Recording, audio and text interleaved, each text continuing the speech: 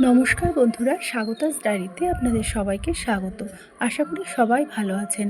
বন্ধুরা, আমি আজকে নিয়ে এসেছি অসাধারণ স্বাদের কাতলা ভাপা রেসিপি, যেটি খেতেও খুব দুর্দান্ত স্বাদের আর খুব অল্প সময়ের মধ্যেই হয়ে যায়। আশা করি সবার ভালো লাগবে। ভিডিওটি স্কিপ না করে পুরোটা দেখার অনুরোধ রইল। নিয়েছি আর ভালো মতো ধুয়ে এখানে জল ঝরিয়ে আমি রেখে দিয়েছি। এবার আমি এগুলো ম্যারিনেট করে রাখবো। ম্যারিনেট করার জন্য আমি এখানে দিয়ে দেবো চামচ, ছোট 1 চামচ হলুদের গুঁড়ো,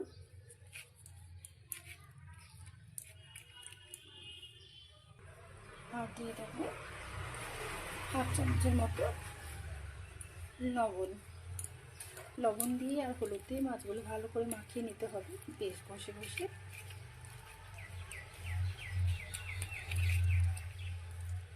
এরপর আমি এর মধ্যে দিয়ে দেবো হাফ কাটা একটা পাতিলেবুর রস। পাতিলেবুর রস দিলে বন্ধুরা কি হয়, মাছের যে আষ্টে গন্ধটা থাকে সেটা চলে যায়। ভালো করে আমি মাখিয়ে নিলাম। প্রত্যেকটা মাছের গায়ে যাতে ভালো মতো লেগে যায় লবণ, হলুদ আর লেবুর রসগুলো, তাই আমি ভালো করে মাখিয়ে নিলাম। মাখিয়ে নিয়ে এবার এটা 10 মিনিটের জন্য এটা ম্যারিনেট করতে রেখে দেবো। আমি নিয়ে নিয়েছি 2 চামচ কালো সর্ষে আর 2 চামচ সাদা সর্ষে।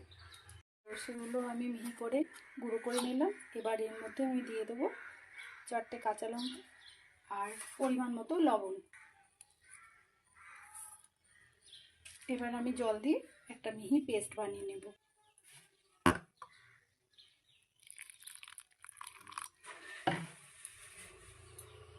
দেখুন বন্ধুরা, কি দারুণ একদম মিহি পেস্ট তৈরি হয়েছে একটা। এবার আমি কড়াইটা গরম করে এর মধ্যে দিয়ে দিচ্ছি 2 টেবিল চামচ সরষের তেল।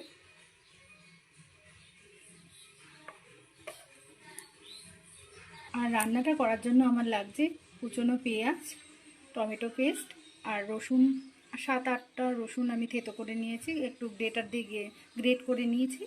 আর লাগছে কুচনো কাঁচা লঙ্কা। এবার আমি তেলের মধ্যে পেঁয়াজগুলো দিয়ে দেবো।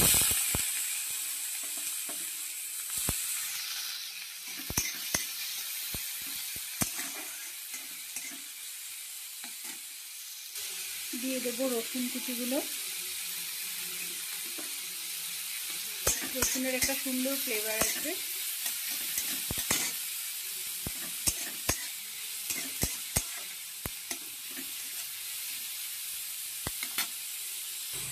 দিয়ে দিলাম কয়েকটা কেটে রাখা কাঁচা লঙ্কা।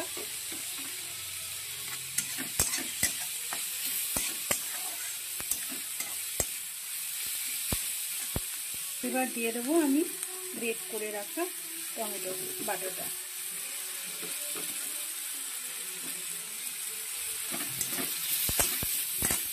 সেগুলোকে আমি লালচে করে ভেজে নেবো একটু।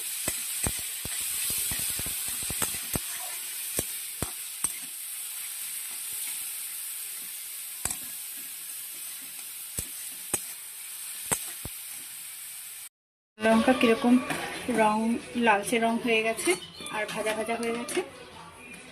এবার আমি এটা যেখানে আমি মাছটা করব সেই পাত্রের মধ্যে রেখে দিলাম। আমি এখানে নিয়েছি ভাজা পেঁয়াজ, রসুন আর কাঁচা লঙ্কা, টমেটো। সেটা আমি যেখানে আমি টিফিন কারিতে যে মাছটা করব সেখানে আমি এখন সব মশলাগুলো দিয়ে মেখে নেব। এবার আমি এর মধ্যে বেটে রাখা সরষেটা দিয়ে দেবো বন্ধুরা। এখানে দইও দেওয়া যায়, টক দই, আমি আজকে দই ছাড়াই করলাম। এবার এর মধ্যে দিয়ে দেবো একটু কালারের জন্য গুঁড়ো লঙ্কা, খুব সামান্য দেবো। দিয়ে দেবো 1 চামচ হলুদ,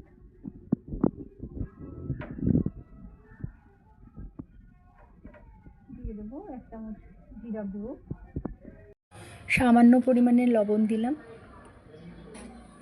এবার আমি ভালো করে মশলাগুলো একটু ভালো করে মেখে নেব আর মাছগুলো একটা একটা করে দিয়ে দেবো মশলার গায়ে একটু ভালো মতো যাতে মেখে যায়।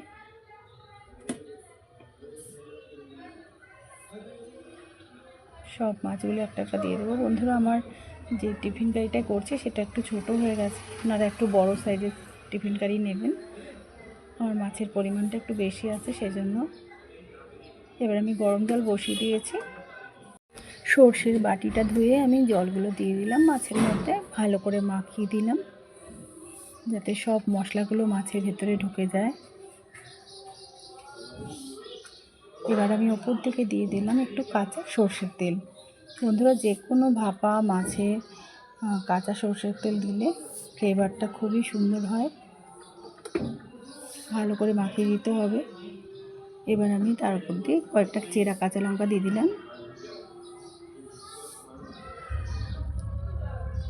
যাতে গন্ধটা খুব ভালো হয়। এবার আমি জলটা গরম করে রেখেছিলাম, তার মধ্যে টিফিন কারিটা বসিয়ে দিলাম।